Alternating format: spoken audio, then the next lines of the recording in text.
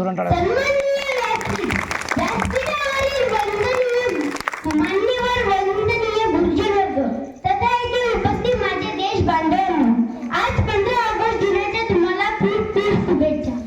आपण इथे सर्व भारताच्या 76व्या स्वातंत्र्य दिन साजरा करण्यासाठी एकत्र जमलो आहोत. मित्र हो, भारताला स्वातंत्र्य 15 ऑगस्ट 1947 रोजी इंग्रजांच्या अनेक वर्षाच्या कैदेतून मुक्त झाला. भारत देशाला स्वातंत्र्य सहजी मिळाले नाही. त्यासाठी अनेक थोर सैनिकांनी आपल्या प्राणांची आहुती दिली. सुखदेव, भगतसिंग, बिरसा मुंडा अशा अनेक सैनिकांनी भारताच्या स्वातंत्र्यासाठी आपले प्राण गमावले. या सर्व सैनिकांमुळे आपण आपल्या भारत देशात मुक्त श्वास घेत आहोत.